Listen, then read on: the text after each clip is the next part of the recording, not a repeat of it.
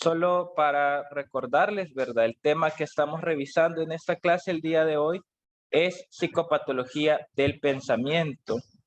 ¿Qué temas vamos a cubrir en esta clase? Vamos a primero definir el término que significa pensamiento.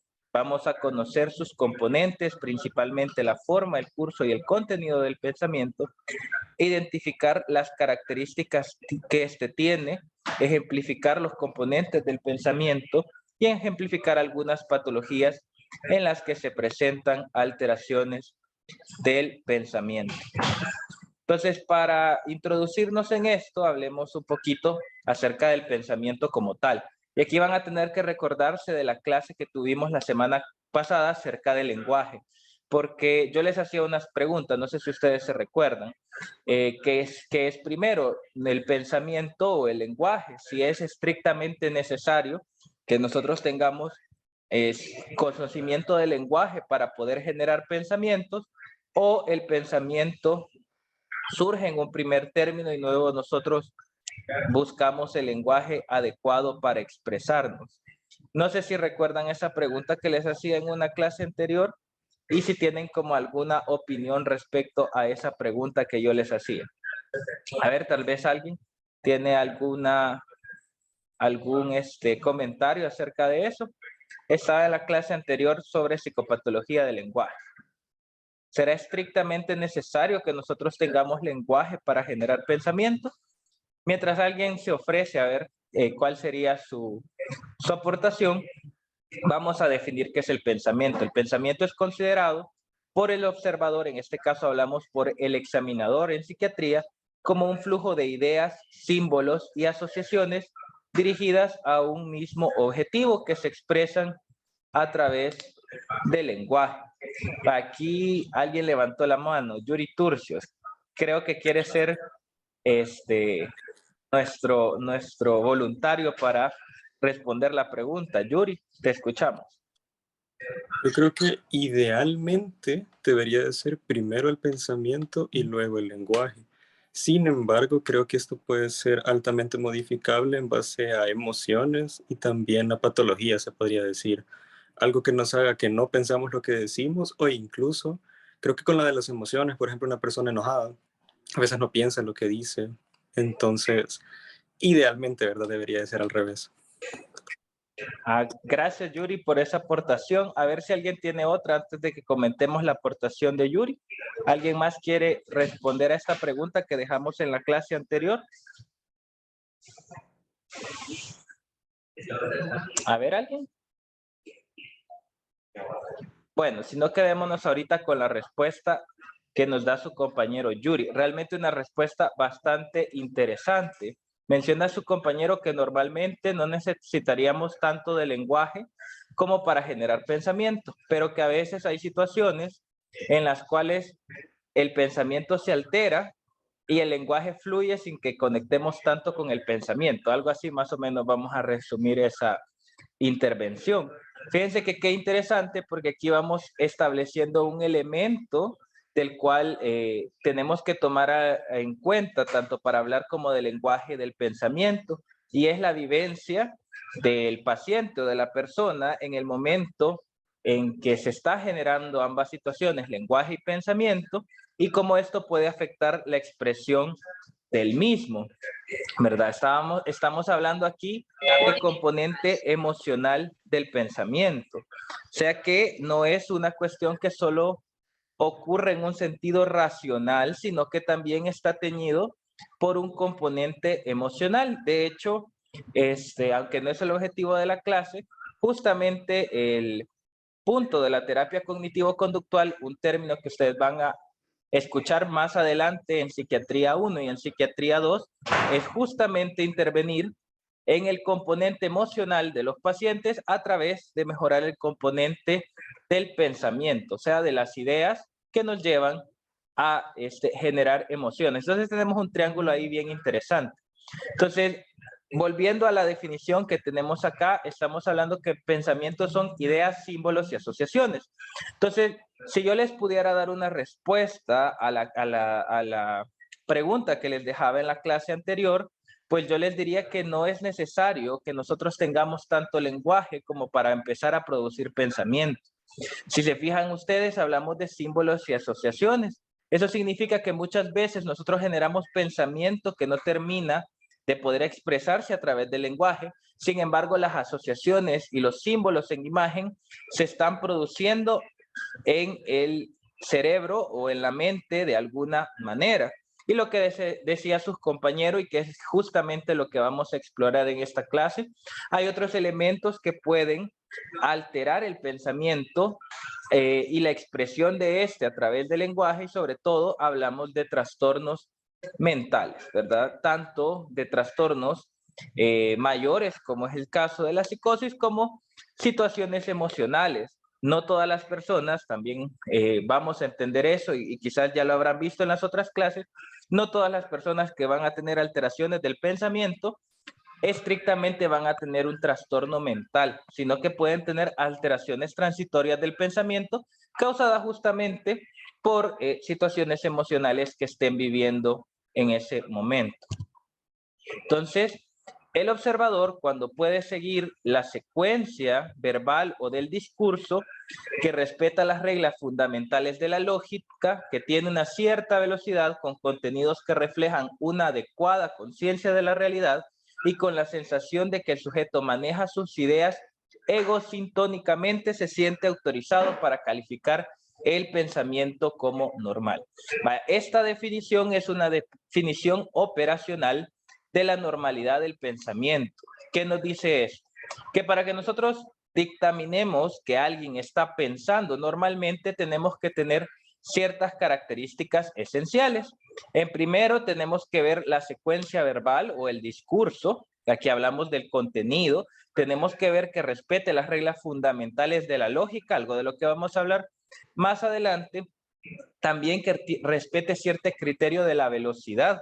Nos vamos a dar cuenta que también podemos ver cómo el pensamiento se altera desde la forma o el curso que está teniendo en velocidad una persona.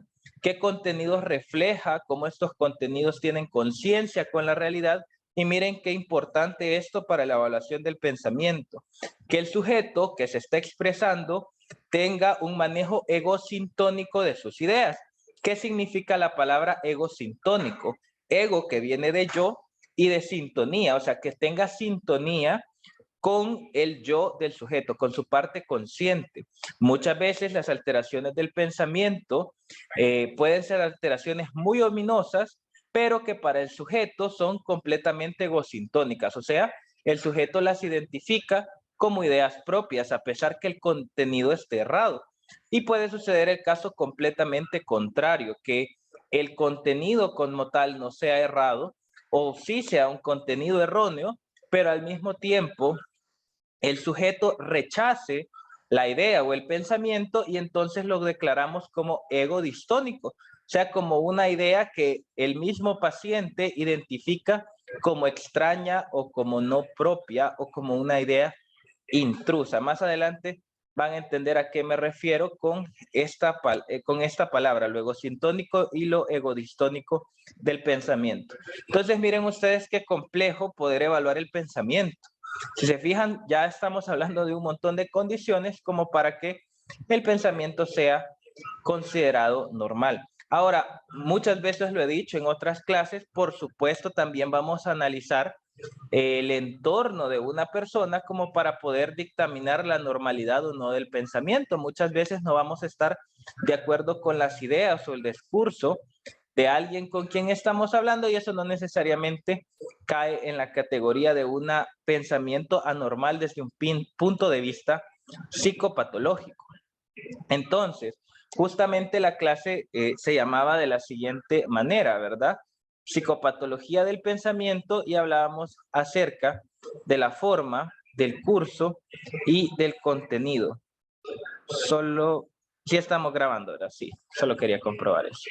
Entonces, cuando hablamos de la forma, del curso y el contenido del pensamiento, justamente son las tres cosas que vamos a evaluar. Cuando hablamos de la forma del pensamiento, vamos a apegarnos a esta palabra que es la relevancia. que es que cuando nosotros hablamos con nuestro paciente, nuestro interlocutor, las respuestas sean apegadas a las preguntas que nosotros realizamos. La segunda situación a evaluar en el pensamiento es el curso, o sea, que nosotros vayamos observando una coherencia, o sea, una dirección hacia donde llegue el flujo de las ideas, y justamente aquí también se evalúa la velocidad de las ideas. Por último, vamos a evaluar el contenido, que justamente aquí es donde tenemos quizás la mayor cantidad de descripciones psicopatológicas, que es el campo de las ideas.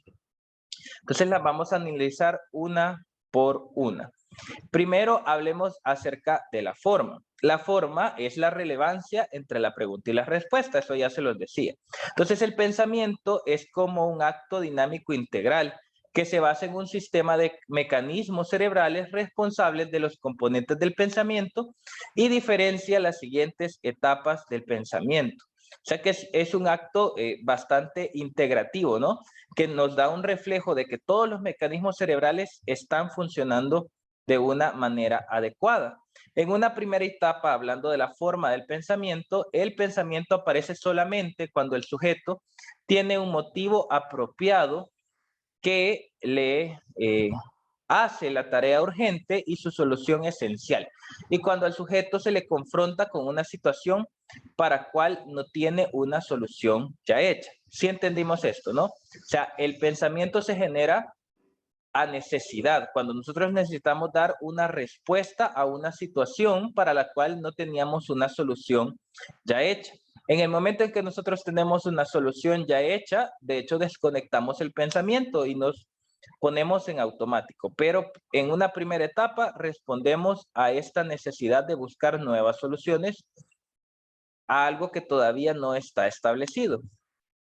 En una segunda etapa, esta es la de emitir, no emitir una respuesta que sea impulsiva, sino que nosotros empezamos a investigar las condiciones del problema, el análisis de sus componentes, el reconocimiento de los rasgos más esenciales y sus correlaciones entre sí. Vaya, miren la respuesta que había dado su compañero Yuri, que a veces una persona enojada tiene respuestas que no son muy adecuadas a la situación o al momento, y por supuesto, él mencionaba, no pareciera que esté generando un correcto pensamiento. Pues por supuesto, justamente aquí lo dice, en una segunda etapa de la producción del pensamiento, nosotros vamos a evitar una respuesta impulsiva como tal, y lo que vamos a ver es a investigar todas las condiciones del problema. De hecho, desde aquí nosotros estamos pensando. Entonces estamos viendo todos los componentes, todas las aristas y qué es lo más esencial del problema que tenemos y también de la resolución que nosotros podamos llegar a tener. La tercera etapa es la etapa de selección de una alternativa entre diferentes variables posibles y la creación de un plan general para la ejecución de la tarea. Entonces tenemos tres etapas del pensamiento. La primera la resumimos como una necesidad de dar solución a problemas. La segunda etapa como una etapa de investigación y de tomar en cuenta todos los elementos del problema y de las posibilidades de solución. Y la tercera etapa hablamos acerca del escoge de las alternativas que hemos generado a través de esa investigación y a través de la cual vamos a llegar a la ejecución de una tarea. En una cuarta etapa, entonces ya escogemos los métodos apropiados para llegar a esa resolución, y en la quinta etapa se procede al estudio operativo del acto intelectual, haciendo uso de códigos ya establecidos y aprendidos. Estos códigos pueden ser lingüísticos y lógicos en el pensamiento verbal discursivo, también pueden ser numéricos en la solución de problemas aritméticos. Entonces realmente el pensamiento es un acto que genera muchas situaciones y que se expresa a través de códigos. Generalmente estamos acostumbrados en pensar en códigos lingüísticos como tal, pero también hay códigos numéricos.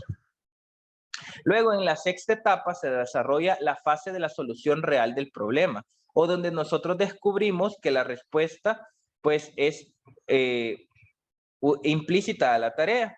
Y en la séptima y última etapa del pensamiento, lo que hacemos es comparar los resultados que obtuvimos con las condiciones originales de la tarea. Entonces, el pensamiento no es una cuestión sencilla. Y como decía la segunda fase, no se trata de dar respuestas impulsivas, sino que es todo un proceso de evaluación en el que finalmente incluso nos vamos a detener a comparar los resultados obtenidos luego de haber analizado el problema y de lo que el problema pues nos planteaba. Entonces, el pensamiento lleva una finalidad desde un problema a una interrogante. Entonces, aquí es donde hablamos de la relevancia del pensamiento. ¿Vieron los 7 pasos? Cómo vamos generando pensamiento de acuerdo a necesidades, de acuerdo a soluciones y finalmente en todo ese proceso vamos a tener hasta una etapa evaluativa del pensamiento. Entonces, cuando hablamos de la forma y de la relevancia del contenido, del discurso que tenemos con nuestro paciente, pues eso es lo que vamos a evaluar. Cómo este paciente está llegando a la finalidad del problema o a la finalidad del interrogante. Un ejemplo de esto es que nosotros como entrevistadores preguntemos, ¿cuántos amigos tienes? La respuesta puede ser vaga, como decir muchos, y la respuesta puede ser totalmente irrelevante, máquina. Ahora, aquí voy a hacer hincapié en algo que les he dicho antes, que es el uso coloquial de los términos psicopatológicos. Si usted es una persona normal, le hacen esta pregunta, ¿cuántos amigos tienen? Y les responde máquina, coloquialmente, probablemente lo que ustedes digan es, está hablando incoherencias. Pero desde un punto de vista psicopatológico, aquí no hablamos de que si tiene el, digamos, entendimiento, no, eso no es la coherencia, esto es la relevancia del contenido, o sea, si la respuesta concuerda con la interrogante. Entonces tengamos cuidado con eso. ¿Ya?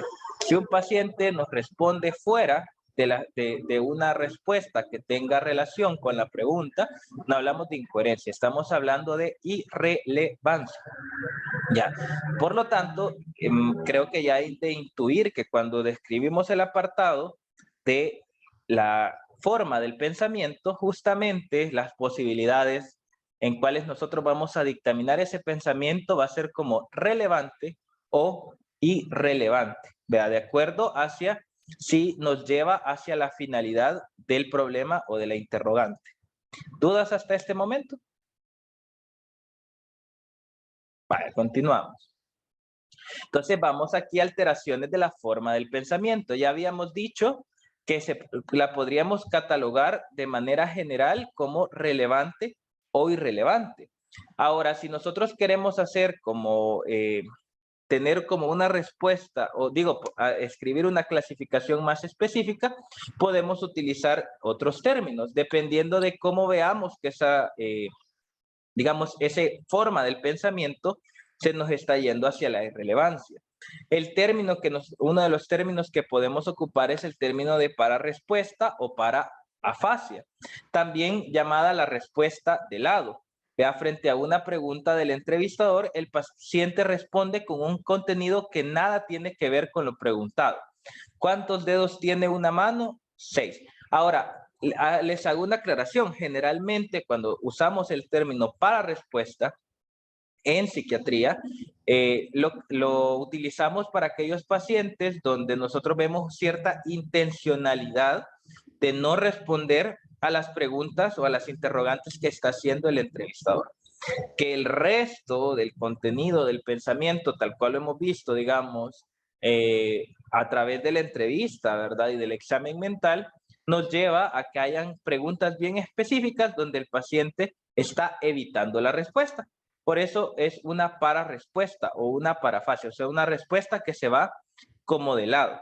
Entonces, generalmente, como les digo, en esta descripción estamos hablando completamente de una intencionalidad de evitar la pregunta o la respuesta en este caso. Vea, también podemos catalogar un pensamiento como concreto. En este trastorno, y siempre estamos hablando de forma del pensamiento. En este trastorno del pensamiento hay una ausencia significativa de razonamiento. Hay un trastorno en la capacidad de abstracción y generalización del paciente. Se entiende las expresiones de forma literal, estar en las nubes, o no pueden entender literalmente lo que alguien realmente no se encuentra en las nubes, sino que está, por decirlo así, distraído. Vale. ¿Cómo digamos, nosotros podríamos determinar o catalogar un pensamiento concreto. Si nosotros a lo largo de la entrevista, nuestro paciente no es capaz de hacer abstracciones y generalizaciones, o sea, a poder interpretar ciertas frases que si nosotros las tomáramos en el sentido literal, por supuesto, podrían llegar hasta ser imposibles. Entonces, el paciente tiene un pensamiento concreto. Vean el ejemplo que pone la diapositiva. Estar en las nubes. Para ustedes estar en las nubes significa, y creo que todos lo entendemos, bien, perdón, a veces estaba viendo una pregunta. Bien, justamente entienden ustedes esto, ¿verdad? ¿No? De estar en las nubes, lo diríamos para alguien que está distraído. De hecho, una de las formas de evaluar el pensamiento concreto es a través del uso de refranes o a través del uso de similitudes. Esto generalmente les aclaro que se puede describir tanto en el acápite del pensamiento como en algunas bibliografías se puede describir en el sensorio en la parte de inteligencia y abstracción. Es válido describirlo en cualquiera de las dos situaciones, aunque la estamos viendo ahorita en la clase de pensamiento. Entonces, por ejemplo, ustedes pueden hacerles preguntas a sus pacientes como la siguiente. ¿En qué o qué relación tiene una silla con una mesa? ¿Qué responderían ustedes? Vamos a ver, dejen en el chat. ¿Qué relación encuentran entre una silla y una mesa? A ver, dejen un par de respuestas en el chat. A ver cómo responderían a ustedes esa pregunta. Otra pregunta que podrían hacer es, ¿qué relación tiene una naranja y una manzana? Vamos a ver, respuestas en el chat. Dicen, ajá, vaya, vaya, miren qué bonito. Esto es lo interesante. Vaya. De la primera pregunta, que era sobre la relación de la silla y la mesa, alguien respondió que tiene 4 patas. ¿Será eso la relación real que tienen una silla y una mesa? Justamente a eso hablamos acerca de la abstracción y la generalización. Ahí estamos solo evaluando, diciendo, mencionando a secas similitudes y diferencias. Decir que una mesa y una silla ambas tienen 4 patas es no generar un proceso de pensamiento, ni una generalización, simplemente observar y describir. No sería la respuesta más adecuada. Vamos a ver, ¿qué más pusieron aquí? A ver, alguien pone también, entre las opciones de respuesta que ambas son hechos de madera. Pero realmente las mesas pueden ser de plástico, también las sillas, podrían ser de metal. O sea que otra vez no estamos generando pensamiento ni haciendo abstracciones, solo estamos describiendo lo que vemos. Aquí alguien dijo la respuesta que realmente sería más adecuada. Varios lo han dicho, que son muebles. Esa es la respuesta más adecuada. Esa es una abstracción. Miren la diferencia. O sea, decir que son muebles, no estamos hablando de características concretas o decir ambas son cafés, ambas son blancas, ambas son de madera. Estamos hablando acerca de una categorización. O sea, ambos son muebles. También alguien mencionó por acá que eran en conjunto un lugar para comer. Muy buena abstracción, ¿verdad? Justamente hablando de la funcionalidad. Ahora, la otra pregunta que les hice, ¿qué relación hay? Y miren que no les digo en qué se parece, sino qué relación hay entre una, y lo mismo fue para la silla y la mesa, les dije qué relación, no en qué se parecen. ¿Qué relación hay entre la manzana y la naranja? Es que las dos son frutas. Por aquí respondieron entre las opciones de respuesta que son cítricos, no, que yo recuerde, no son cítricos, que son comida, vaya, muy buena generalización y abstracción, son comida, que son redondas, no es cierto, no son exactamente redondas. Una naranja tal vez puede ser redonda, así completa, pero una manzana no, tiene su forma particular y característica. Alguien puso aquí, se usan en conjunto para una determinada acción, comer, por ejemplo, sí, eso es una buena abstracción, no solo para comer, también se pueden utilizar, por ejemplo, para estudiar, ¿no? Para estar en clase. Entonces, sí me entienden justamente hacia dónde vamos con esto de la evaluación del pensamiento concreto, ¿verdad? Es establecer o más bien llevar el pensamiento a un proceso que nos genere una solución. O sea, llevar el pensamiento no de la descripción simplista, sino que llevarlo a un verdadero proceso de abstracción y generalización. Ahora, fíjense ustedes cómo no necesariamente tenemos que tener alteraciones del pensamiento, trastornos psiquiátricos, como para tener alteraciones del pensamiento. De pronto, pues una persona puede ser concreta. ¿Qué podría significar eso? Quizás una baja capacidad intelectual o un bajo desarrollo sociocultural. O simplemente, pues los agarré en curva con esta pregunta. Vean, no se vayan a sentir mal por no haber respondido o haber respondido demasiado concreto. Pero justamente a eso se refiere el pensamiento concreto. No lo vayan a confundir a contestar cortito, vea. Como dicen ser, no, sino que ser bien concreto es solo llegar de la A a la B sin hacer ningún tipo de racionamiento. ¿Sí nos quedó claro esto? Vaya. Muy bien, qué bueno que estén participando. Justamente así vamos a avanzar con la clase. A ver, se nos trabó esto. Ahí está. Otra alteración del pensamiento, el pensamiento perseverativo. Sí, así vamos ahí. Es un trastorno del pensamiento que consiste en una persistente repetición de palabras, frases o ideas, dando la impresión al observador que el paciente se hubiera quedado pegado en contenidos que repite reiteradamente. Entonces vamos a ir a casa. Vámonos a casa. O sea, aquí se puede decir perseverancia también o pensamiento perseverativo.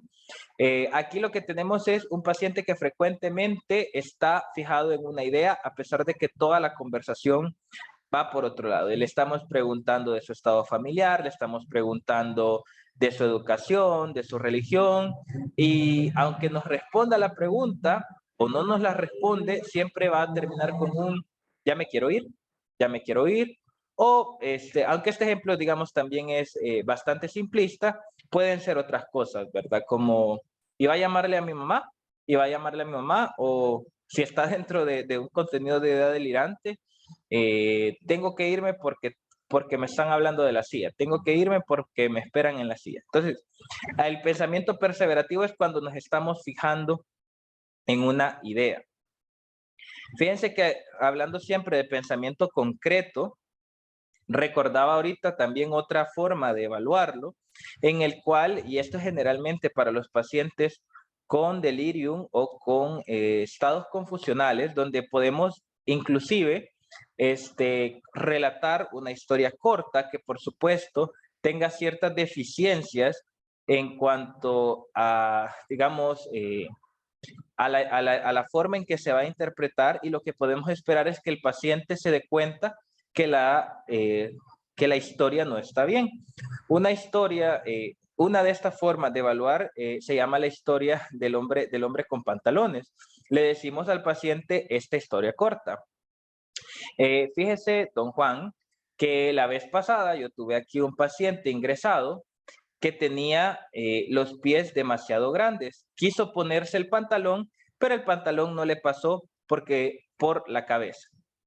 Si el paciente les dice ok, ni siquiera no se inmuta ante la situación, podemos ver que hay deficiencias y hay un pensamiento concreto. No hay una identificación de decir por qué estamos hablando de pies grandes, pantalones, pero al final el pantalón no entra porque atraviesa la cabeza.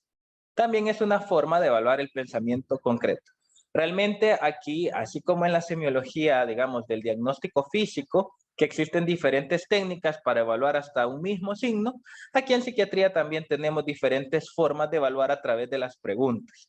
De ahí es la habilidad que ustedes tengan, lo que ustedes se recuerden en el momento, pero que pues por supuesto lo hayan leído, ¿no? Y que tengan cómo aplicarlo, y ustedes tengan el feedback de decir, me respondió o no me respondió bien, o qué era lo que yo esperaba que me respondiera. También podemos hablar de la pobreza del pensamiento, en esos trastornos del pensamiento en que se observa una significativa falta de ideas y en el cual el pensamiento está estrecho y limitado a muy pocos temas. ¿Cómo se miraría una pobreza de pensamiento? Podríamos ver respuestas bastante cortas, una pobre elaboración, ¿verdad?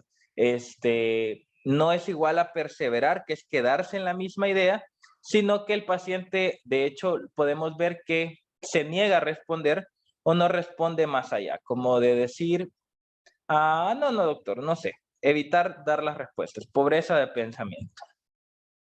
También podemos encontrar neologismos. ¿Vea? En esto son trastornos del pensamiento que consisten en la creación o deformaciones de las palabras que para el paciente tienen un significado especial, pero que para nosotros nos podría resultar absurda en el lenguaje, ¿verdad? Habitualmente se crean por el mecanismo de contaminación y es menos frecuente por condensación. Vea, por ejemplo, que chuto como una forma de decir qué malo. Vea, el paciente se entiende el solo. Vea, ¿de dónde sacó chuto? ¿Qué significa? Él tendrá sentido para él, pero pues para nosotros no, ¿verdad? Pueden haber cualquier tipo de neologismos, ¿verdad? Para el caso, por ejemplo, piensen en películas, por ejemplo, supercalifragilístico-espialidoso, eso es un neologismo, no es una palabra que exista, no tiene sentido para nosotros, ¿verdad? Tiene sentido en la película, o bibidi-babidi-bú, esos son neologismos, ¿sí? ¿Sí me entienden? Ok, vamos a seguir. Bien, todas estas eran alteraciones de la forma del pensamiento. ¿Se acuerdan? La primera palabra que, digamos, evaluamos o que nosotros tomamos en cuenta sobre las alteraciones de la forma del pensamiento eran si las respuestas llegan a un fin que tenga relación con la interrogante.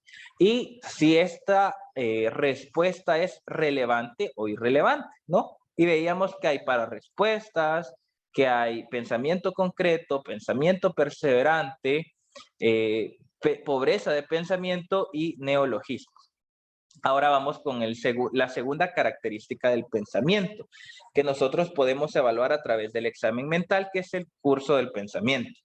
Vea, el lenguaje y el pensamiento, ya dijimos, están íntimamente ligados, pero no constituyen procesos idénticos. Ya lo establecimos al inicio de la clase, ¿no? Usualmente el lenguaje puede ser una expresión del pensamiento y el lenguaje como expresión o formulación de ideas se conoce más bien como el curso del pensamiento. Justamente aquí, si vamos a hablar del lenguaje, de la manera en cómo utilizamos o cómo formulamos las ideas para poder expresar el pensamiento. O sea, es como una, digámoslo así, evaluación indirecta de cómo está el proceso de pensamiento interno del paciente a través de cómo formula o expresa sus ideas.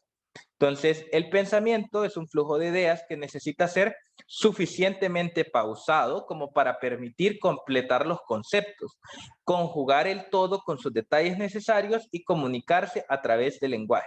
Miren, esta frase es importante, lo suficientemente pausado. O sea que no es demasiado pausado, de manera que vayamos perdiendo el hilo del pensamiento, ni tampoco es demasiado acelerado como para que no se puedan completar los conceptos, sino que tiene que ser las pausas suficientes para que el otro interlocutor pueda entender el mensaje. Hablábamos de eso, ¿se acuerdan? En la clase anterior.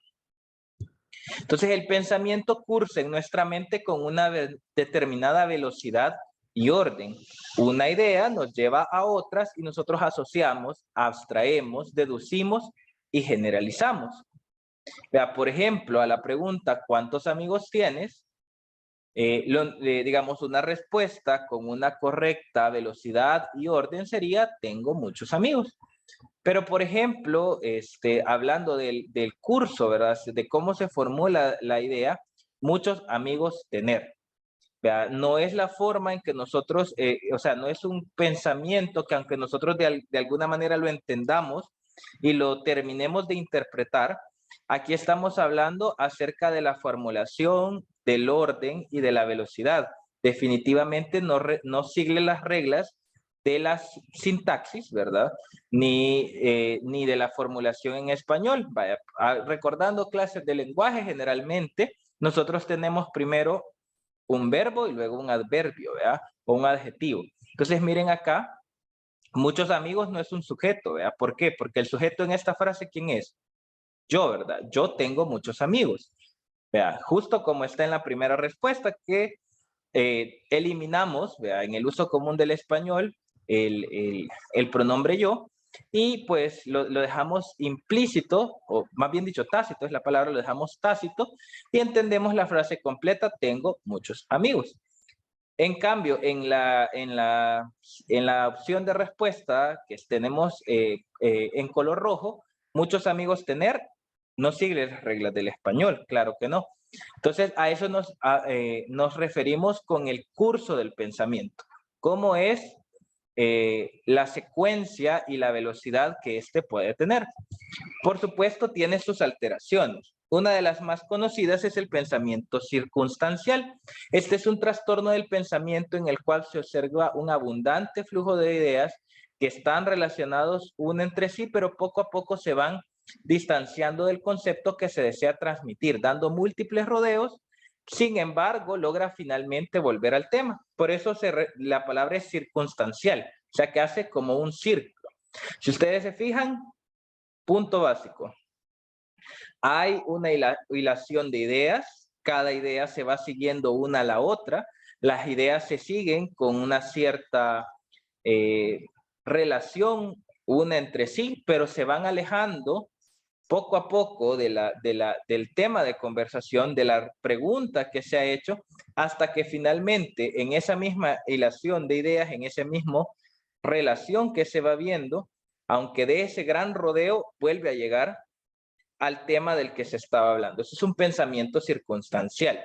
Les hago hincapié en esto por la siguiente alteración del pensamiento, que es el pensamiento tangencial. Se parece, pero no es lo mismo.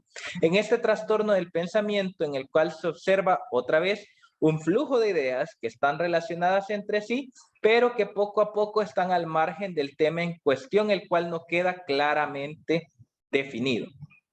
¿Sí entendimos la diferencia?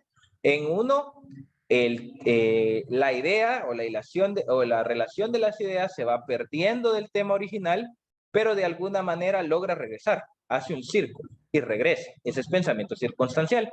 Pero en el pensamiento tangencial, la relación de una idea con la otra se va distanciando tanto del tema, pero no logra regresar. Y entonces el tema queda claramente indefinido, ¿verdad? Por esto. Estas dos alteraciones del pensamiento son bastante características de los pacientes con trastorno bipolar y con los pacientes con algunos trastornos de la personalidad, como el trastorno histriónico de personalidad y el trastorno limítrofe de la personalidad. Tienen una gran componente afectivo, el cómo se van perdiendo en la hilación de las ideas. Vea, pero eso es bien característico. Y aquí estamos hablando del flujo de las ideas, o sea, del orden, vea, circunstancial y tangencial. Luego, siempre hablando del curso del pensamiento, podemos hablar de la velocidad que éste tiene. O sea que pueden, esto que les quede claro, estas alteraciones pueden, por decirlo así, traslaparse o montarse la una sobre la otra. Aquí pasa en el curso del pensamiento. En la forma, eso no sucede. Si alguien tiene pensamiento perseverante, no va a ser concreto, no necesariamente va a ser pobre, sino que va a ser diferente. Vea, hay digamos una sola alteración. Aquí sí, aquí se pueden ir como montando una sobre la otra. Las siguientes hablamos de la velocidad del pensamiento. Esta alteración, que es la taquipsiquia, es un trastorno psicopatológico que se caracteriza por un aumento en la velocidad del curso del pensamiento, con una pérdida gradual de sus conexiones internas y pérdida de la meta u objetivo del discurso. Justamente no le suena bastante parecido a lo circunstancial y a lo tangencial. Sí, pero aquí estamos hablando no del flujo de las ideas, sino de la velocidad de las ideas. Entonces, ciertamente un pensamiento circunstancial puede al mismo tiempo ser taquipsiquia, o sea, o taquipsíquico.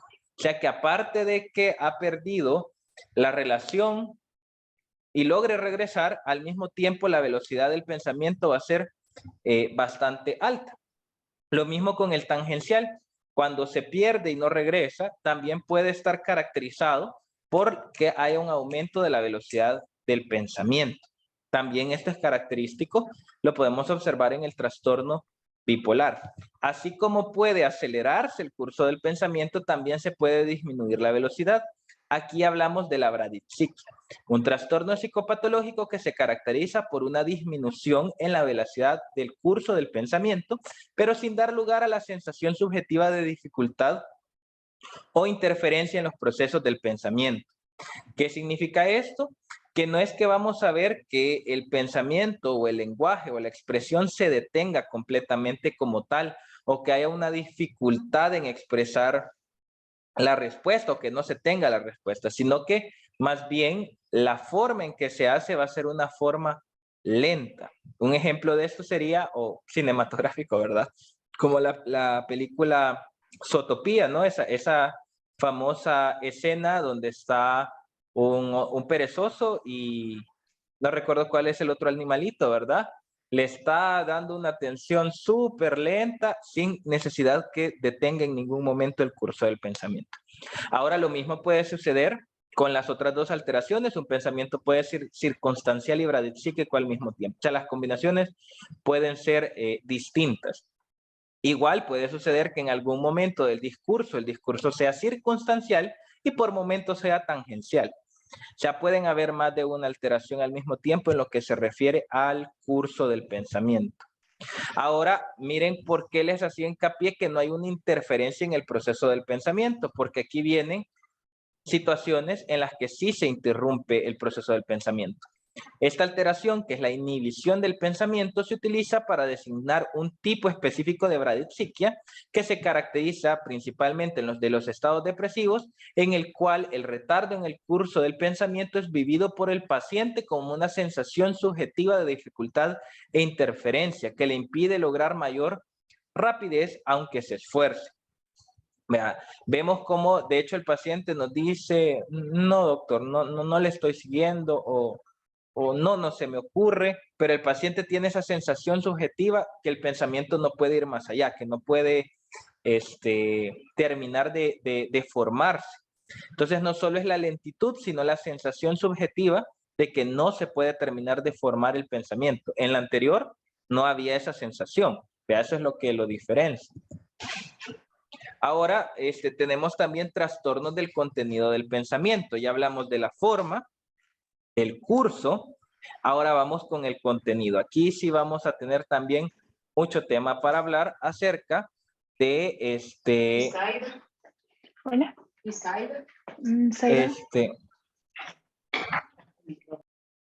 Hola. Ok, también, aquí también tenemos mucho para hablar. Quizás esta es la parte que más les va a interesar por todo el tipo de ideas que se pueden alterar en el pensamiento. Aquí sí hablamos ya de contenido. Entonces, hasta ahorita les pregunto alguna duda acerca de la forma y del curso del pensamiento. ¿Estamos claros? Ok, continuamos. Vamos a hablar de los trastornos del contenido del pensamiento. Vea, ¿cuál es el concepto? Aquí hablamos de creencias anormales que son mantenidas con absoluta convicción, que se experimentan como verdad en sí mismas, con gran trascendencia personal, que no son modificables ni por la razón ni por las experiencias, que pueden o no tener contenido fantástico o por lo menos podemos catalogar como un contenido bastante improbable. Y generalmente estas creencias no son compartidas por los otros miembros del grupo social o cultural. Vea, esta definición se acerca mucho al concepto de una idea delirante. Sin embargo, no solo las ideas delirantes tienen esa característica de que identifiquemos la creencia como anormal, que el paciente tenga la convicción de la creencia, que sea trascendental. Cuando menciona aquí que es trascendental, nos estamos refiriendo a que la conducta de nuestro paciente está influida por esa idea, sea anormal o no. Cuesta modificar la idea aún con el entrevistador ahí. El contenido generalmente es fantástico o si no es un contenido bastante improbable, que no es que no quepa dentro del campo de la realidad, pero que nosotros decimos está como que muy difícil que pase, ¿verdad? Y pues esto es bien importante, que estas creencias no sean compartidas por otros miembros del grupo social o cultural. Les pongo un ejemplo. En el ámbito religioso nosotros tenemos, dependiendo de nuestra denominación religiosa, creencias diversas. E incluso para una misma creencia hay, digamos, diferentes expresiones de este dogma, digámoslo así, en las diferentes denominaciones religiosas. Cuando nosotros estamos, digamos, en el contexto de una denominación religiosa específica, si toda la comunidad, por decirlo así, comparte esta creencia, por mucho que a nosotros nos parezca extraña, no la compartamos o no estemos de acuerdo, esa creencia no tiene el carácter de anormalidad. Lo mismo sucede para otros temas. Les pongo eso como ejemplo, por la diversidad de pensamiento que puede haber acerca de las situaciones religiosas. Vamos a ver. Pero eso es bien importante, ¿verdad? El hecho de que no se comparta con su propio grupo social. Importante también en ese sentido es que aunque un paciente nos venga con una alteración del pensamiento que incluye ideas religiosas, tomen como referencia que su mismo grupo o entorno social o su mismo sistema de creencias, ellos mismos vengan y le digan, pero doctor, eso no es normal. Les pongo un ejemplo. Creo yo, ¿verdad? Que para ustedes la mayoría somos, digamos, aquí en el mundo occidental de creencia cristiana en general, ¿verdad? Aludiendo al cristianismo desde el catolicismo hasta el protestantismo y el movimiento cristiano evangélico, todos somos cristianos, ¿no? Entonces, para nosotros es normal tener o creer en la oración. Creo que normal, ¿no? Pero, ¿qué tal si nos llegan con una paciente o un paciente y nos dicen, pero es que doctor, pasa 6 horas arrodillado, orando y pidiendo por lo mismo, aunque esté dentro de, digamos, de una creencia básica nuestra, cómo modifica la conducta? Por eso les digo, la trascendencia personal es bastante importante a la hora de evaluar el pensamiento. Vamos a ver. Ok, solo denme un segundito, que creo que ya no me ven. Denme un segundo.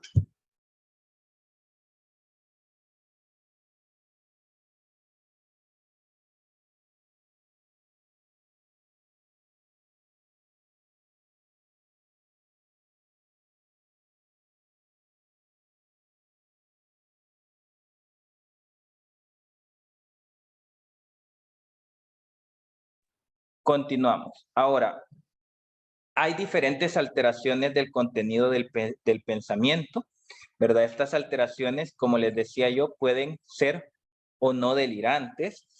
Muchas veces, estos tipos de alteraciones que les voy a mencionar a continuación pueden o no ser delirantes dependiendo de la intensidad del grado de afectación con la conducta del paciente, y si no, pues caen en otra categoría que son ideas sobrevaloradas, pero aún así son ideas patológicas. Las alteraciones del contenido del pensamiento generalmente van hacia los siguientes acápites. Hacia la persecución, o también llamadas ideas paranoides, ¿verdad? Pueden ir desde la idea sobrevalorada, por ejemplo, de que les caigo mal a todo el mundo en el trabajo, me ponen trabas, no me quieren ver bien, y digamos eso esté relacionado a la personalidad, ¿verdad? Y a la falta de autocrítica de probablemente no ser un buen trabajador, así como caer hasta la categoría de un delirio, y que la idea de persecución sea mucho mayor y lleguemos al punto de decir, estoy escondiéndome aquí en El Salvador porque me está buscando el FBI, ya que me han implantado un chip y con este chip están intentando dominar el mundo. Muy relacionado a las ideas de persecución están las ideas de control. En las ideas de control, estas generalmente son delirantes. Tenemos un contenido en el cual el paciente cree que está siendo influenciado de alguna manera por un agente externo para su conducta. Los celos también son alteraciones del contenido del pensamiento. También el nivel o la intensidad en que esos celos pueden llegarse a presentar pueden ser desde ideas sobrevaloradas, ideas reales completamente porque hay pruebas, hasta ideas delirantes. Después les voy a poner un ejemplo. También pueden haber ideas de somatización, y eso que van muy relacionadas a las ideas hipocondríacas, en las cuales hay gente que creen que tienen una y mil enfermedades, que un pequeño síntoma lo relacionan con una enfermedad grande. Desgraciadamente esto es bien clásico de los estudiantes de medicina. Tienen un dolor de cabeza y acaba siendo un cáncer. Y lo peor que le preguntan al doctor Google y les dice lo mismo. Yo creo que a ustedes ya les pasó, ya se enfermaron como de 100 cosas al momento, ¿verdad? Ya sospecharon que nacieron con como 1000 síndromes, con 1000 malformaciones congénitas, propio de los estudiantes de medicina ser bien hipocondríacos sin necesidad de, de que esto sea pues un delirio propiamente dicho. Estas ideas que son las ideas referenciales, estas bien, también pueden ser o no psicóticas, ¿verdad? En esta es esa idea que la gente está pendiente de las acciones nuestras en todo momento. Pueden llegar al punto, ¿verdad? De la intensidad de tener un carácter delirante.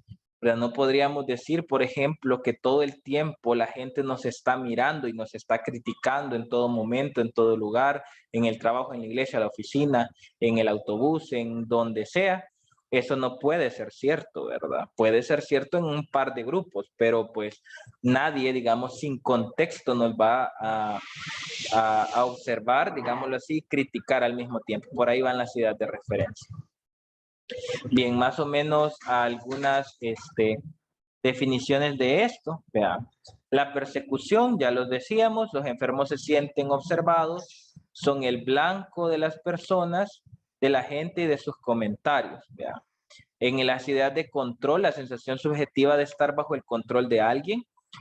Por ejemplo, vaya, a veces los pacientes dicen que son algún agente externo que los está obligando a hacer conductas que pueden ser lesivas consigo mismo, lesivas con otras personas, o conductas que también son simplemente disruptivas.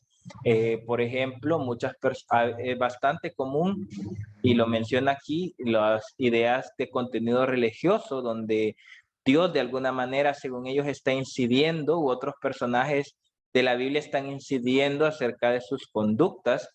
Por supuesto que aquí, vea, nuestra propia habilidad clínica es la que nos va a decir, pues, cuando una situación definitivamente no lo podemos atribuir a un milagro o a una situación de consagración y fe, sino que, pues, completamente a un delirio, ¿verdad? Por supuesto, por ejemplo, ya no es común para nuestros días que Dios hable directamente con los hombres. También, por supuesto, vea, para quienes son más religiosos, saben que la Biblia menciona que para que Dios influya en una persona, tiene que haber relación con que guarde los mandamientos y que tenga testimonio, ¿verdad? Entonces, no, ¿verdad? No toda persona va a venir, por ejemplo, borracho o bajo efecto de las drogas y va a decir que es Dios quien lo está influyendo, ¿verdad? Definitivamente no hay correlación ni siquiera con la creencia religiosa, ¿verdad?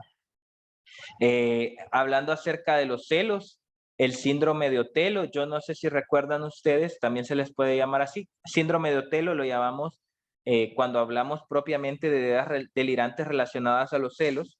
No sé si se recordarán ustedes una obra de Shakespeare que se llama Otelo, en donde un rey en la época de los moros y cristianos empieza a sentir celos acerca de su esposa con uno de sus esclavos. ¿Verdad? Y por ahí va pues el por qué se llama síndrome de Otelo. Ahora, ¿se acuerdan que en la definición, digamos, original de las alteraciones del contenido del pensamiento hablaban acerca de que o eran fantasiosas o que eran realmente muy improbables? Aquí les voy a poner un ejemplo de unos pacientes que yo tenía. Originalmente, una señora de 65 años era la paciente. Ella tenía un trastorno depresivo. Esta señora tenía un trastorno depresivo, ya que debido a ciertas patologías médicas, pues había sido colecistectomizada. Para los que pues no ubican qué es una colecistectomía, es cuando hay serias lesiones del colon, también pueden ser hilostomías, y entonces el colon se interrumpe y este queda con una conexión hacia el exterior. Vea, lo habrán visto tal vez en algún familiar, o todavía no en el hospital porque todavía no van. Entonces, pues queda el colon conectado a la pared abdominal. Esa es la ostomía, la colostomía. Y entonces, y de hecho, tienen que usar una bolsa para recoger sus heces.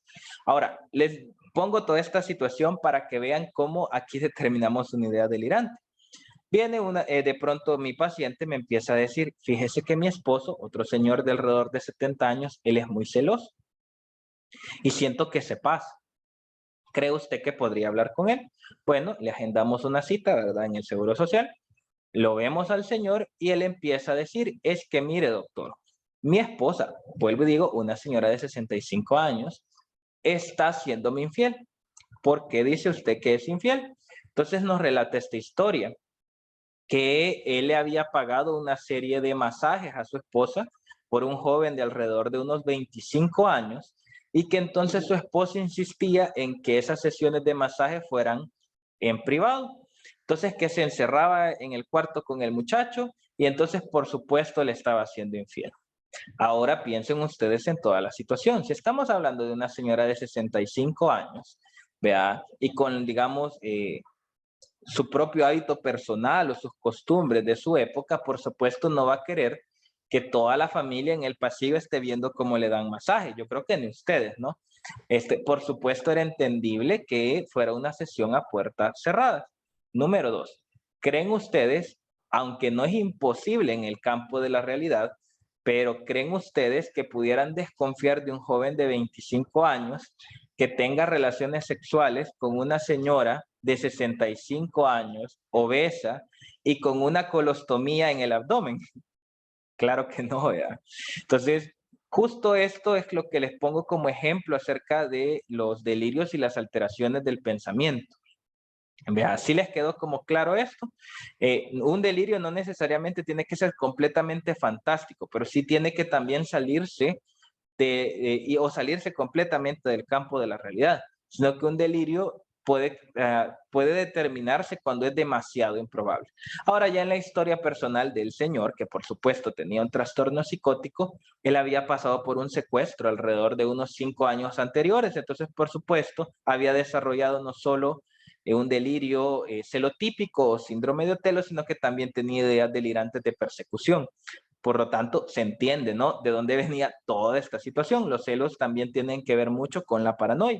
Entonces, para que nos quede claro, los celos pueden ser completamente racionales, ¿vea? Después de haber visto algo, se tienen pruebas, pueden ser sobrevalorados o definitivamente pueden ser hasta ideas delirantes.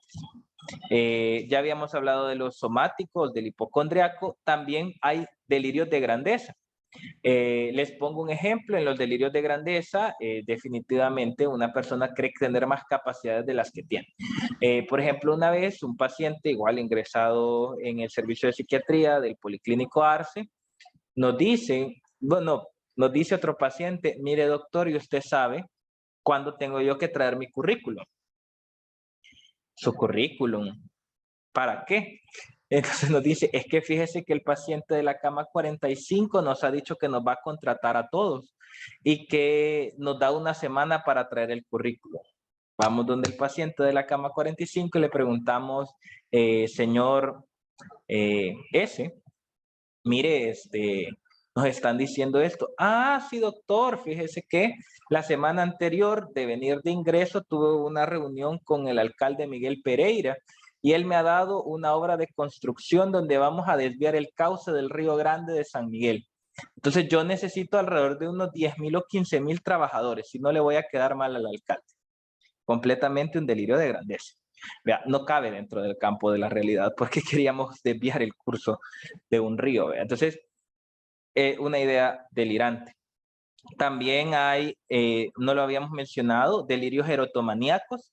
En una persona cree que otra está enamorada o tiene intenciones sexuales hacia la persona, cuando evidentemente no cabe tampoco dentro del campo de la realidad. Un ejemplo de esto, yo una vez tuve una paciente con un trastorno esquizoafectivo que ella aseguraba que en las cadenas nacionales Nayib Bukele la estaba cortejando, que habían ciertas señales donde le delimitaban y le mandaba mensajes a través de las cadenas nacionales que Nayib se quería casar con ella. Un delirio erotomaniaco. Vea, la parasitosis, vea, que es la creencia de estar infectado por un parásito generalmente debajo de la piel. Se recuerdan en la clase de alteraciones de la sensopercepción hablábamos de ese tipo de alucinación, vea, que es el síndrome de Ekbom. Este síndrome, por eso es síndrome, o sea, un conjunto de signos y síntomas, incluye dos cosas: la alucinación como tal, que es la sensación de estar infestado por parásitos debajo de la piel, y la idea delirante de que eso es posible, que es estar infestado por parásitos debajo de la piel. Entonces, sí, ¿verdad? Nos quedó claro.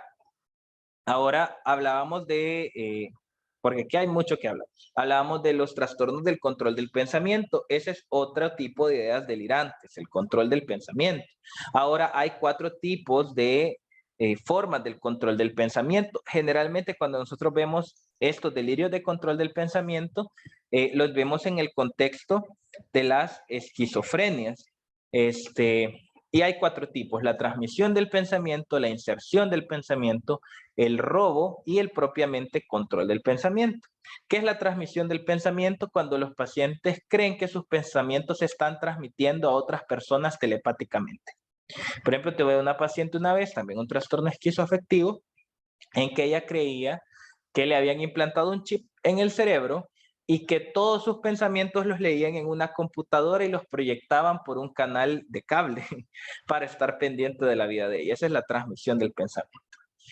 También hay delirios de inserción del pensamiento. Aquí el paciente no reconoce los pensamientos como propios y refiere que han sido insertados en su mente desde el mundo exterior. Por eso les decía yo que muchas veces en algunas alteraciones del pensamiento, el paciente le va a dar un carácter de extrañeza y va a rechazar las ideas como propias a sí mismo. También está el robo del pensamiento. En esta situación, el paciente puede describir una experiencia de que sus ideas son repentinamente robadas por fuerzas extrañas y como que queda con la mente en blanco. Aquí, digamos, correlacionando con las otras cosas que hemos estado viendo, de hecho podemos también, hablando de la forma del pensamiento, ver cierta pobreza ideativa, que el paciente ejemplifica justamente como que no puede pensar porque sus ideas se las están robando, o sea, se las están sacando de la cabeza. A nivel del curso, también el paciente pueden describir bloqueos del pensamiento, que es cuando el paciente está hablando y de pronto se queda en blanco y dice, me robaron la idea. Eso es un bloqueo del pensamiento, nos faltó describir ahí en las diapositivas del curso. Y está el control del pensamiento propiamente dicho. En esta alteración, pues el paciente tiene la experiencia subjetiva que sus ideas, sus sentimientos y acciones están controladas desde el mundo exterior. Algunos pacientes, como les digo, se mezclan con alteraciones de la percepción, inclusive describen que los están controlando como si fueran títeres o marionetas, que ellos rechazan o desconocen los movimientos que hacen en función de que no solo su pensamiento, sino que sus acciones están siendo controladas por un agente externo, ¿verdad? Esa alucinación, ya la habíamos visto en la clase anterior, son las alucinaciones sinestésicas. Hablamos de eso para que no se olviden de eso. Bien, a grandes rasgos, vea, estas son las principales alteraciones del pensamiento. En esta clase nos centramos sobre todo en las alteraciones que son de contenido delirante. Quizás hacerles la aclaración que no son las únicas alteraciones del contenido del pensamiento. También tenemos alteraciones que son de tipo depresivo, como hablar de ideas de minusvalía, cuando el paciente dice, por ejemplo, que no vale nada, que siente que no lo toman en cuenta, que ya no le hablan, son ideas de minusvalía. También cuando el paciente nos menciona que siente que ha hecho todo lo posible por ciertas metas o ciertas acciones, estamos hablando de ideas de frustración. También podemos hablar de culpa. A veces las ideas de culpa también pueden ser o depresivas o delirantes, ¿verdad? Cuando se echan la culpa. Me faltó mencionarles acá el delirio nihilista, ahora que lo estoy viendo, ¿verdad? En este, el delirio nihilista, hay una sensación de que uno mismo o los demás no existen, ¿verdad? Una variación clásica de este es el delirio de Cotard, que es la creencia de que uno mismo está muerto y no existe. También hay delirios apocalípticos, que es la creencia que el mundo se va a acabar por una catástrofe. Y dentro de lo nihilista también el creer que una parte del cuerpo pues ha muerto o ya no tiene función. Entonces, con esta diapositiva llegamos al final de esta clase, de lo que les tenía preparado. Por supuesto, tratar de evaluar todas las alteraciones del contenido, del pensamiento en una sola clase es bastante difícil. Realmente hay muchas cosas más que se pueden explorar. Yo les dejaría, no como tarea, pero sí para su conocimiento, que investiguen acerca de las ideas obsesivas y las ideas rumiantes y cuál es su diferencia con las ideas delirantes, ¿verdad? Que es de lo que principalmente hemos hablado en esta clase. Entonces, teniendo en cuenta que todavía tenemos algunos minutos de la clase, son las 6:20, tenemos 10 minutos, quiero preguntarles si tienen alguna pregunta, algún comentario, algo que no les haya quedado claro, algo que les gustaría que les explique, que tal vez se nos haya quedado por ahí, o que ustedes hayan leído y no lo hayan comprendido. ¿Preguntas? Jóvenes, ¿alguna pregunta?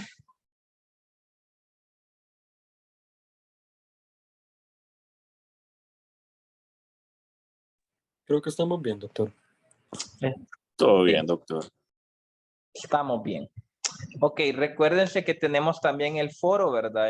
De las clases en el aula virtual. Si tienen alguna duda que les pueda surgir, hacerles nuevamente hincapié en que estudien las clases, que las escuchen, que vayan a leer, o sea, los contenidos, pero relacionados a lo que hemos visto en las diapositivas.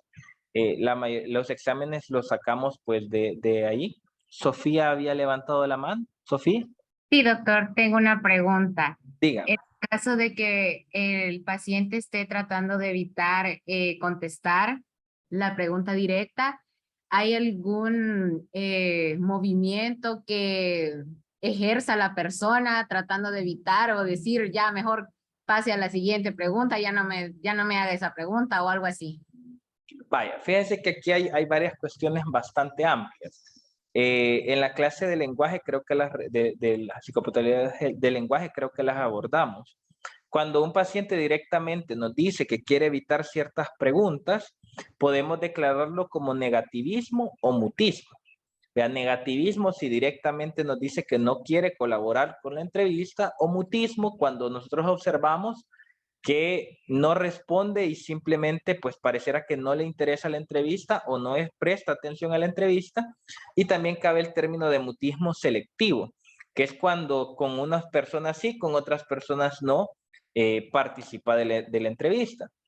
Aquí en esta clase vimos un término específico de cuando un paciente quiere evitar las preguntas o las respuestas, que es las pararespuestas, que es cuando definitivamente la respuesta no tiene ninguna relación con la pregunta, pero vemos la intencionalidad de hacer eso para poderse librar de la pregunta.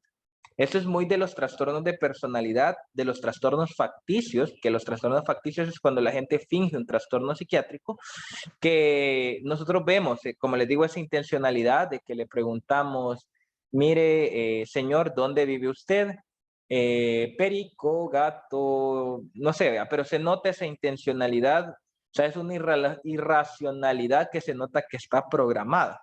Sí, entonces ese es el término que podemos usar negativismo si es que directamente nos dice que no quiere responder o no colabora, mutismo cuando no colabora, pero pues tampoco pareciera haber una interacción afectiva con el entrevistador, mutismo selectivo cuando con algunos entrevistadores sí, con otros entrevistadores no, y para respuestas cuando estamos observando que el paciente de manera intencional evita responder dando respuestas que son completamente inadecuadas.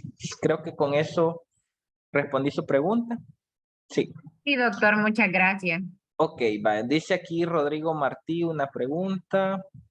Dice, en las alucinaciones se dice que no se tiene conciencia de que no es real, pero una vez terminan y la persona analiza lo que pasó, ¿puede saber que no era real? Sí, qué buena pregunta respecto a las clases anteriores. Esto también es aplicable a los delirios. Ya, cuando un paciente se toma su medicamento, está con el antipsicótico, el objetivo no solo es que no esté agresivo, ya les he dicho, el objetivo no es que esté sedado, el objetivo es que el paciente tenga o vence esas alteraciones del pensamiento y del ascenso percepción y que genere idealmente la autocrítica. No siempre, una aclaración es que esa autocrítica tiene niveles. No todos los pacientes son capaces de llegar a decir lo que yo estaba escuchando, lo que estaba viendo o lo que estaba pensando no es real. A veces la autocrítica solo se queda en decir, si me tomo la medicina, mejoro. Si no me tomo la medicina, escucho más la voz. Pero sí, en algunos pacientes se puede llegar a tener la conciencia de que es una alucinación, pero justamente bajo tratamiento. Ahora, digamos, en lo florecido de la alteración psicopatológica sin tratamiento o con tratamiento insuficiente, el paciente, y por eso lo vamos a declarar como alucinación y no pseudoalucinación o alucinosis, el paciente no va a tener conciencia de que la vivencia es irreal o falsa, sino que pues la va a creer y la va a defender, igual que con las ideas delirantes.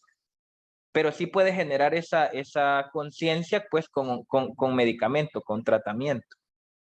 O después de un TEC también, ¿verdad? Que en algún momento vamos a hablar de eso en psiquiatría 2, me parece, terapia electroconvulsiva.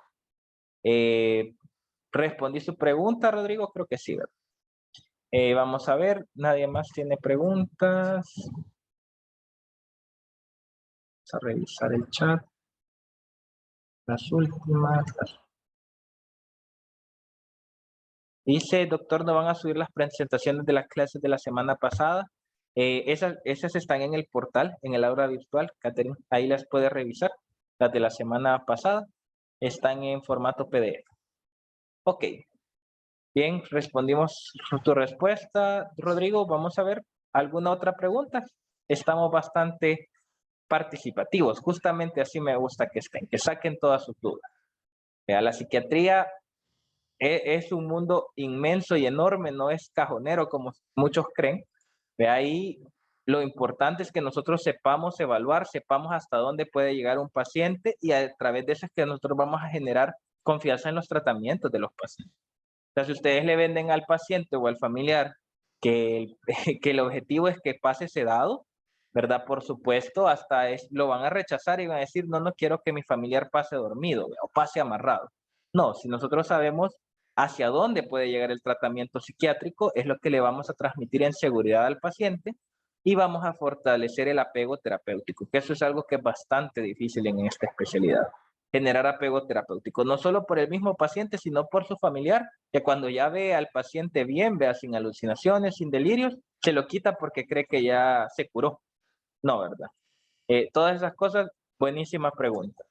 A ver, una última, si es que hay preguntas. A ver, ¿alguien más tendrá alguna pregunta? Este es el momento. Todavía tenemos un par de minutitos para contestar.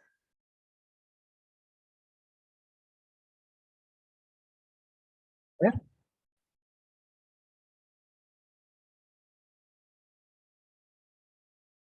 Bien. Ya pues llegamos a la hora de finalización de la clase. Les agradezco que han estado muy participativos. En serio, pues he notado ese cambio desde el inicio del curso. Poco a poco se van interesando más. Yo sé que no todos van a ser psiquiatras, pero qué bonito que desde la medicina general ustedes se interesen, aprendan a evaluar lo que un médico general puede evaluar para poder referir adecuadamente al psiquiatra, ¿verdad? Y que pues esto haga que los pacientes lleguen mucho más rápido al tratamiento, ¿verdad? Fíjense que según los estudios hay un sesgo de entre 5 y 10 años para que un paciente inicie tratamiento psiquiátrico desde que ha tenido las primeras alteraciones psicopatológicas, tanto en depresión como en psicosis. Eso que nos dice, eso solo nos dice que como médicos generales no estamos haciendo bien las evaluaciones y las referencias pertinentes.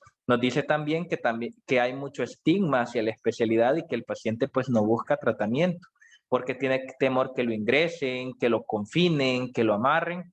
Esa no es la actualidad de la psiquiatría, esa no es la psiquiatría contemporánea. Bueno, pues con esto finalizamos esta clase. También esta clase se las voy a copiar en el aula virtual. Aquí hay una pregunta, vamos a ver. Moisés Rubio. Bueno, buenas tardes, doctor. Disculpe, respecto a los laboratorios, fíjese que me choca el sábado porque tengo patología a la hora. No sé si podría hacer algo al respecto. Por favor. Los cambios de grupo hay que hacerlos con la jefa del departamento, con doctora Castro o en su defecto con doctora Yesa. Hable con ellas, si lo podemos acomodar en otro horario, pues no hay problema, pero oficialmente con ellas tienen que hacer el intercambio. Ok, muchas gracias. Ok. Bueno, pues hoy sí, jóvenes, ha sido un gusto verlos el día de hoy. Descansen, tengan una feliz noche y nos vemos en la siguiente clase. La siguiente es asincrónica. Vamos a hablar acerca del sensorio. La clase yo la había proyectado pequeña, pero salió más larga de lo que esperaba. Así que pues el día jueves la pueden revisar también en el portal virtual. Y como les decía, esta clase también la grabación se las voy a subir al portal. Cuídense y feliz noche. Muchas Gracias, gracias, doctor. Feliz doctor. noche. Gracias. Bendiciones. Gracias, doctor. Gracias.